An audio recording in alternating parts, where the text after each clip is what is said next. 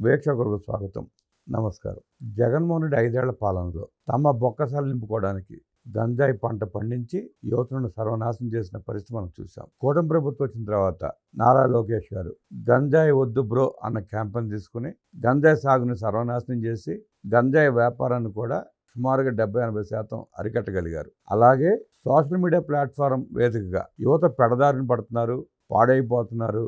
వారిని ఆ ప్లాట్ఫామ్ నుంచి దూరం చేయాలనే ఉద్దేశంతో 18 సంవత్సరాల లోపు పిల్లలకి సోషల్ మీడియాలో అకౌంట్ ఓపెన్ చేసే అవకాశం లేకుండా ఆధార్తో లింక్ చేస్తే వాళ్ళ వయసు బయటపడి ట్విట్టర్, ఫేస్బుక్, ఇన్స్టాగ్రామ్ లాంటి యాప్స్ అకౌంట్ ఓపెన్ చేసే అవకాశం లేకుండా కల్పిస్తున్న ఉద్దేశంతో ఈ కార్యక్రమం చేపడుతున్నాడు ఆయన. చేతుల పని కాబట్టి గంజాయిని అరికట్టగలిగారు, యువతను కాపాడుకోగలిగారు. సోషల్ మీడియా వేదికగా ఇలాంటి కార్యక్రమాన్ని తీసుకుంటే సక్సెస్ అయ్యే అవకాశం ఉందా లేదా, పెడదారి పడుతున్న యువతని కాపాడుకునే అవకాశం ఉందా లేదా అడిగి తెలిసిన ప్రయత్నం చేద్దాం. విశ్లేషించడానికి మనతో పడుతున్నారు సీనియర్ జర్నలిస్ట్ దుర్గా కుమార్ గారు. వారిని అడిగి మరిన్ని విశేషాలు తెలుసుకుందాం. సార్ నమస్తే. నమస్కారం బ్రహ్మ గారు, మన వీక్షకులకు. గంజాయి వద్దు బ్రో అని రాష్ట్రంలో సుమారుగా 70-80% గంజాయిని అరికట్టి పెడదారి పట్టిన యువతని బాగు చేసుకోగలిగిన Nara Lokesh social media platform మీదుగా ఇబ్బంది పడుతున్నారు, పిల్లలు దెబ్బతింటున్నారు, చదువులు పాడైపోతాయని అన్న ఉద్దేశంతో ఆ కార్యక్రమాన్ని కూడా చేపట్టి ఆ ప్లాట్ఫామ్స్ దూరం చేసే ప్రయత్నం చేస్తున్నారు నారా లోకేష్ గారు. అక్కడ సక్సెస్ అయిన లోకేష్ గారు ఇక్కడ సక్సెస్ అయ్యే అవకాశం ఉందంటారా? యువత మాట వినే అవకాశం ఉందంటారా? లేదు బయట దేశాలకు చెందిన ఆ యాప్స్ అంగీకరించే అవకాశం ఉందా? చాలా మంచి ప్రశ్న బ్రహ్మ గారు. ఇప్పుడు 2019 నుంచి 24 వరకు ఆంధ్రప్రదేశ్లో ఏర్పడిన ప్రభుత్వం అన్ని రంగాలతో పాటు ఈ గంజాయి వ్యాపారం ద్వారా కూడా రాష్ట్రానికి అప్రతిష్ట మిగిల్చింది. దేశంలో ఏ మారుమూలలో కూడా గంజాయి దొరికితే దాని మూలాలు ఆంధ్రప్రదేశ్ అని చెప్పారు.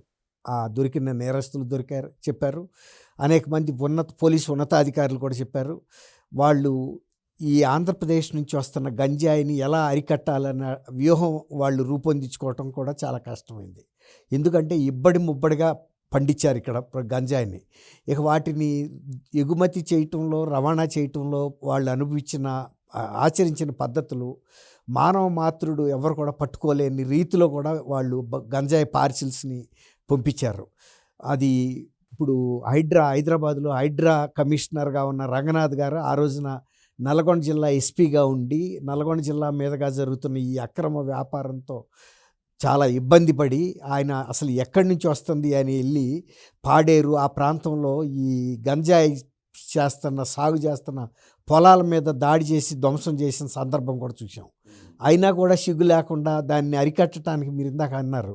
ఎందుకంటే రాజకీయ నాయకులు ప్రమేయం ఉన్నప్పుడు, తర్వాత పోలీసు అధికారులు కూడా దాంట్లో భాగస్వాములు అయినప్పుడు ఇంటి దొంగని ఈశ్వరుడైనా పట్టలేడని ఆ రకంగా ఆ ఈజీ మనీకి అలవాటు పడ్డారండి. అది ఒక పవిత్ర కలయికలాగా జరిగింది.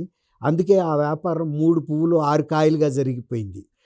అట్లాంటి పరిస్థితుల్లో ఆంధ్రప్రదేశ్లో తల్లిదండ్రులు తమ బిడ్డలు ఈ గంజాయి బారిన పడి జీవితాలు దెబ్బతింటున్నాయని ఎంత ఆక్రోశపడ్డా దానికి తగిన పరిష్కార మార్గం వాళ్ళకి దొరకలేదు. ఎందుకంటే ఎవరికి వెళ్ళి చెప్పుకోవాలి, కంచే చేను మేస్తే అన్నట్టుగా పోలీసులకి అక్కడ వాళ్ళకి ఒక ఇది ఉంది, మిలాఖత్ అయ్యారు.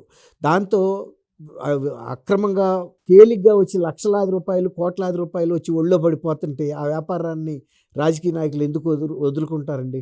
ఇప్పుడు అనంతబాబు అని అక్కడ అంతకుముందు ఎమ్మెల్సీగా ఉన్న వ్యక్తి, అదే సుబ్రహ్మణ్యం డ్రైవర్ని, అతను ఒక కింగ్ మేకర్ అక్కడ. అట్లాంటి వాళ్ళు అనేక మంది ఉన్నారు. కింగ్ మేకరే. అట్లాంటి వాళ్ళు చాలామంది ఉన్నారు.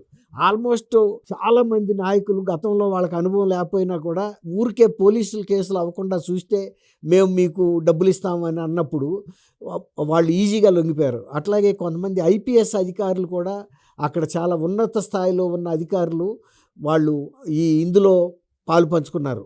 ఒక అధికారి ఆ గంజాయిని పట్టుకుని తగలబెట్టాడని ఆ అధికారిని అక్కడి నుంచి బలవంతంగా నిర్దాక్షిణ్యంగా ట్రాన్స్ఫర్ చేశారు వేరే ప్రదేశానికి. అంటే వాళ్ళు సహించలేకపోయారు. ఆ అధికారి అనుకున్నాడు నాకేదో ఈ ప్రభుత్వం రివార్డ్ ఇస్తుంది అనుకున్నాడు. రివార్డ్ ఇవ్వకపోగా పెద్ద పనిష్మెంట్ ఇచ్చింది. దీన్ని అరికట్టడం కోసం పేరెంట్స్లో వచ్చిన ఆందోళన అర్థం చేసుకున్న లోకేష్ గారు ఈగిల్ అనే ఒక సంస్థను పెట్టి పోలీసు అధికారులతో నిఘా పెట్టి, తర్వాత అవగాహన సదస్సులు పెట్టి తల్లిదండ్రుల్ని కాన్ఫిడెన్స్లోకి తీసుకుని మీరు సహకరించండి. అట్లాగే విద్యా సంస్థల్లో టీచర్లని వీళ్ళందరినీ అప్రమత్తం చేశారు. అలాగే నార్కోటిక్స్ విభాగానికి చెందినటువంటి అధికారులతో కూడా అవగాహన సదస్సులు పెట్టారు. దాదాపు ఒక 1700-1800 కేసులు బుక్ చేశారు. ఒక 5000 మంది దాకా అరెస్ట్ చేశారు. అట్లాగే అవగాహన సదస్సులతో పాటు ఎన్‌జీఓలకు సంబంధించిన నాన్ గ ప్రభుత్వేతర సంస్థల ద్వారా రీహాబిలిటేషన్ సెంటర్స్ ఇవన్నీ కూడా కంటిన్యూయస్‌గా జరిగినాయి. అయితే ఇప్పుడు ఒక 70% పూర్తిగా అరికట్టినా కూడా ఇంకా 30% అరికట్టే రాక కూడా అందరూ కూడా అప్రమత్తంగా ఉండాల్సిందేనని నిన్న అనిత గారు హోమ్ మినిస్టర్ ఆధ్వర్యంలో జరిగిన క్యాబినెట్ సబ్ కమిటీ సమావేశంలో అధికారులు దానికి సంబంధించినటువంటి మంత్రుల దీంట్లో ఇవన్నీ కూడా బయటకు వచ్చినాయి. కేజీ నుంచి పీజీ వరకు డ్రగ్ ఫ్రీ కరిక్యులం తయారు చేయాలి. తర్వాత ఇంకోటి ఏంటంటే గంజాయి మాదక ద్రవ్యాల నియంత్రణ కోసం ఇప్పుడు ఈ 30%ని అరికట్టే వరకు కూడా నిరంతరం సమీక్ష జరగాలి. గతంలో ఎలాంటి చర్యలు తీసుకున్నామో అంతకింకా పటిష్టమైన చర్యలు తీసుకోవాలి. ఎక్కడి నుంచి ఈ గంజాయి ఇతర రాష్ట్రంలో పండించకుండా నివారించారు. కానీ ఇదంతా కూడా పక్క రాష్ట్రమైన ఒరిస్సాకి మళ్ళించారు. అంటే వాళ్ళు వెళ్ళిపోయారు అంతా. కానీ అక్కడి నుంచి కూడా ప్రిల్ఫ్రేజ్ ద్వారా వస్తుంది. ఈ చిన్న చిన్న ప్యాకెట్లో పెట్టుకొచ్చేస్తారండి. లగేజీల్లో కూడా పెట్టుకుని వచ్చేస్తున్నారు. అనేక రకాల ఇతర లోడుల్లో మధ్యలో పెట్టుకెళ్తున్నాయి. దీని మూలాన ఇబ్బంది వచ్చింది. ఇప్పుడు ఇవన్నీ కూడా ఎక్కడెక్కడ అవకాశాలు ఉన్నాయి నియంత్రించడానికి అనేది ఆలోచిస్తున్నారు. వాళ్ళు అధికారులు కూడా ఏం చెప్పారంటే ఇప్పటి వరకు రాష్ట్రంలో మనం ప్రథమంగా నిలిచి ఇతర రాష్ట్రాల్లో మనకు అప్రదిష్ట వచ్చినా కూడా ఇవాళ ఈ నియంత్రణ కూడా ఆంధ్రప్రదేశే ఇతర రాష్ట్రాలకు ఆదర్శంగా నిలిచింది. ఎలాంటి చర్యలు తీసుకోవటం ద్వారా డ్రగ్స్ని పూర్తిగా గంజాయితో పాటు డ్రగ్స్ కూడా ఉన్నాయి. ఈ రెంటిని ఎట్లా నివారించాలనేది ఇవాళ ఆంధ్రప్రదేశ్ని మోడల్గా తీసుకునే పరిస్థితికి వచ్చింది. ఒకప్పుడు ఇదే పెద్ద సోర్సు, ఇక్కడి నుంచే అన్ని సాట్లకి వెళ్ళింది. అట్లా ఒక అన్ని మంత్రిత్వ శాఖలో కూడా కలిసి పనిచేయటం వల్ల ఇది జరిగింది. తర్వాత 40,000 ఈగిల్ క్లబ్స్ అంటే అవగాహన సదస్సు ఏర్పాటు చేసే ఒక పర్మనెంట్ శాశ్వతమైనటువంటి సభ్యులతో వాళ్ళు నిఘా పెడుతున్నారు. సామాజికంగా విద్యాలయాల దగ్గర కానీ యువత ఎక్కడన్నా అధికంగా కూడే ప్రదేశాల్లో కానీ యువత ఎక్కువ పనిచేసే కంపెనీల దగ్గర కానీ వీళ్ళు నిఘా పెడుతున్నారు. ఈ డ్రగ్ పెడలర్స్ ఏమన్నా అమ్ముతుంటే ఎట్లా వస్తున్నాయి ఇది అనేది 40,000 క్లబ్బులు పెట్టారు. ఆ క్లబ్బులు అంటే ఏం లేదు, నిఘా సంస్థలో ఇవన్నీ కూడా చాలా మంచి ఇది వచ్చింది. తర్వాత 435,400 అవగాహన సదస్సులు పెట్టారు అనేక ప్రాంతాల్లో. తల్లిదండ్రులతో, సామాజికవేత్తలతో, తర్వాత డాక్టర్స్తో, తర్వాత టీచర్సు, ఇతర జర్నలిస్టులు వీళ్ళందరితో సమాజాన్ని ఇన్ఫ్లుయెన్స్ చేయగలిగిన వాళ్ళు ఎక్కడన్నా అటువంటివి జరిగినప్పుడు తగిన ఫిర్యాదులు ఎవరికి వాళ్ళు పోలీసు అధికారులు అందరినీ ఇన్వాల్వ్ చేశారు. దీంతోనే ఒక 70%కి వచ్చింది. ఇక ఆ 30% కూడా చేయాల్సిన బాధ్యత అన్ని సంస్థలు నిఘా సంస్థలకు అప్పచెప్పారు. ఇప్పుడు మీరు అడిగారు, ఇది కాకుండా సోషల్ ప్లాట్ఫామ్ ద్వారా కూడా పిల్లలు చెడిపోతున్నారనే ఆందోళన తల్లిదండ్రుల్లోనూ టీచర్స్లో కూడా ఉంది. మొన్నటికి మొన్న మీకు తెలుసు, అతను శివాజీ గారు కొన్ని వ్యాఖ్యలు చేసినప్పుడు కూడా ఇన్స్టాగ్రాముల్లో పోస్టులు పెడుతున్నాయి, ఎంత అసభ్యకరమైన పోస్టులు, యువతని ఎలా పెడదారిని పట్టిస్తున్నాయి అని కూడా బాగా వైరల్ అయినాయి సోషల్ మీడియాలో చర్చల్లో. ఇప్పుడు ఈ సందర్భంలో తల్లిదండ్రులకి ఇంకా అవగాహన వచ్చింది. ఇంతకుముందు సోషల్ మీడియాకి పిల్లలకి ఏం సంబంధం లే అనుకున్నారు. పిల్లలు చెడిపోవటానికి సోషల్ మీడియా కూడా చాలా ప్రధానం అనేది ఇప్పుడు గుర్తించారు. ఇప్పుడు మీరన్న ఫేస్బుక్లు కానీ, ఇన్స్టా కానీ, టెలిగ్రామ్ కానీ ఎక్కడైతే ఇలాంటి అసభ్యకరమైనటువంటి మెటీరియల్స్ పోస్ట్ అవుతున్నాయో ఇప్పుడు వాటి మీద కూడా నిఘా పెట్టి మీరు అన్నట్టు అవి ఇతర దేశాల నుంచి ఇక్కడికి అవుతున్నప్పటికీ కూడా కొంత నియంత్రణ కేంద్ర ప్రభుత్వ శాఖలతో కనుక మనం మాట్లాడుకుంటే కొన్ని దేశాలు సంపూర్ణంగా నిషేధించగలిగినాయి. చాలా దేశాలు, యూరప్ దేశాల్లో. ఇప్పుడు ఇంకోటి ఏంటంటే ఆయన పెట్టింది, ఎవరైతే అకౌంట్స్ ఓపెన్ చేస్తారో అది ఆధార్ కార్డుతో లింక్ చేయాలి. అంటే మేజర్ అయితేనే. ఇప్పుడు మద్యం షాపులకి వెళ్తే మైనర్లకు అమ్మరు. అవునండి, అవును. 18 ఏళ్ళు దాటితే తప్ప అమ్మరు. అట్లాగే ఇది కూడా వాళ్ళు అకౌంట్ ఓపెన్ చేయాలనుకోండి, వాళ్ళ ఆధార్ కార్డుని చెప్పాలి. ఆధార్ కార్డులో డేట్ ఆఫ్ బర్త్ ఉంటుంది. డేట్ ఆఫ్ బర్త్లో అక్కడ 18 ఏళ్ళు కనుక పూర్తి కాకపోతే అకౌంట్ ఓపెన్ అవ్వదు. చాలా వరకు ఫిల్టర్ అవుతుంది అక్కడ. ఒకటి. రెండోది, మన దేశంలోకి ఇట్లాంటి కంటెంట్ పంపొద్దు అని మనం కొన్ని నిబంధనలు కేంద్ర ప్రభుత్వం ద్వారా పెట్టించుకోవడానికి అవకాశం ఉంది. తర్వాత ఐటీ శాఖ మంత్రిగా ఈయనకి అటువంటి నియంత్రణ మీద అవగాహన ఉంది. కాబట్టి రాష్ట్ర ప్రభుత్వ స్థాయిలో పోలీసు వ్యవస్థ ద్వారా నిఘా పెట్టించడం కొంత చేయొచ్చు. ఎట్లయితే బ్లాక్ చేయొచ్చో మన ప్రాంతాల్లో కంటెంట్ రాకుండా. రెండోది కేంద్ర ప్రభుత్వ సహకారంతో చేయొచ్చు. అలాగే డైరెక్ట్‌గా ఆయా సంస్థలతో కూడా లేఖలు రాసి రిక్వెస్ట్ చేసి ఆపొచ్చు. తర్వాత పిల్లల్లోనూ, తల్లిదండ్రుల్లోనూ అవగాహన కల్పించడం ద్వారా ఆ ఫోనులు లాక్ చేయాలి. ఫోనుల్లో ఆ యాప్‌లు లాక్ చేసే ఫెసిలిటీ పెట్టాలి కొంత.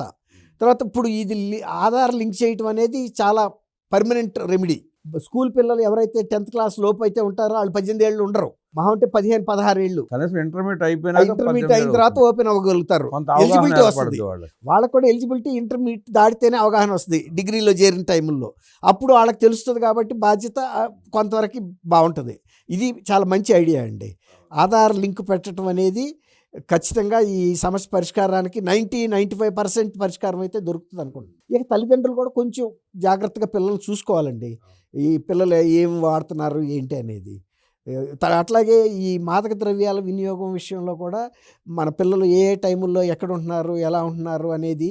ఇప్పుడు మొన్న మధ్య నెల్లూరులో ఒక వైఎస్ఆర్సీపీ నాయకురాలే డైరెక్ట్గా అమ్ముతుంటే కూడా ఇంటి మీద పొరుగు వాళ్ళంతా కూడా దాడి చేసి పట్టించారు. అట్లాంటి వాళ్ళు ఎక్కడైనా ఉంటారండి. డబ్బు కోసం గడ్డి తినే వాళ్ళని మనం సమాజంలో నిఘా వేసి పట్టుకోవాలి. సమాజం కోఆపరేట్ చేస్తే అట్టండి కట్టడి చేయొచ్చు. ఇప్పుడు 70%కి వచ్చేసింది. ఇక ఆ మిగిలిన 30% బయట నుంచి రాకుండా ప్రిఫరేజీ ఎక్కడైతే ఒరిస్సా రాష్ట్రం నుంచి వస్తుంది. ఇప్పుడు హర్యానా, పంజాబ్ లాంటి రాష్ట్రాలు 100% సమస్యను ఎదుర్కొంటున్నాయండి. అంత అభివృద్ధి చెందినటువంటి రాష్ట్రాల్లో కూడా ఈ డ్రగ్ సమస్య చాలా దారుణంగా ఉంది అక్కడ. అట్లాంటిది మరి మన రాష్ట్రంలో ఇంత మాత్రం కంట్రోల్ తీసుకొచ్చామంటే ఇక తల్లిదండ్రులు ఇంకా కొంచెం కోఆపరేట్ చేసి టీచర్స్ కూడా నిఘా పెడితే సమాజంలో పెద్ద మనుషులు ఇప్పుడు మీలాగా నాలాగా ఉండే వ్యక్తులు పిల్లల మీద, మన పిల్లలు కాకపోయినా ఎవరి పిల్లలైనా కూడా ఏం జరుగుతుంది అనేది గమనంలో పెట్టుకోవాలండి. గంజాయి ఒకటి ఈ సోషల్ మీడియా ప్లాట్ఫామ్స్ తోటి పిల్లల్ని చాలా పాడు చేస్తారు. కనపడకుండా ఏముంది, మన చిన్న మామూలుగా 7th, 8th, 10th క్లాస్ పిల్లలే ఫోన్లు పట్టుకోవటం, ఇన్స్టాగ్రామ్ ఇవి చూడటం, వాటి మూలంగా వాళ్ళు పాడైపోవటం, చదువు దూరం అవటం, ఈ గంజాయికి అలవాటు పడటం, ఇవన్నీ ఆ ప్లాట్ఫామ్స్ మూలంగా కొంత అలవాటు అవుతాం. తర్వాత అదొకటంటే వాళ్ళు ఈ షార్ట్స్ తీసే అడావిడిలో ప్రాణాలు కూడా కోల్పోతున్నారు. కొన్ని ప్రమాదాలకు గురై అంగవైకల్యానికి గురవుతున్నారు. కొన్నిసార్లు ప్రాణాలు కూడా కోల్పోతున్నారు సెల్ఫీ మోజుల్లో. అది అవునండి. వీటన్నిటిని కూడా కొంచెం అవగాహన, అప్పుడు ఎలా అయితే గంజాయి అవగాహన సదస్సులు పెట్టారో ఈ సోషల్ మీడియా ప్లాట్ఫారాల మూలాన కూడా టైం ఎంత వేస్ట్ అవుతుంది, తర్వాత పిల్లల చదువులు ఎంత పాడవుతున్నాయి అని పిల్లలకి చెప్పాలి, తల్లిదండ్రులకి, అందరికీ కూడా.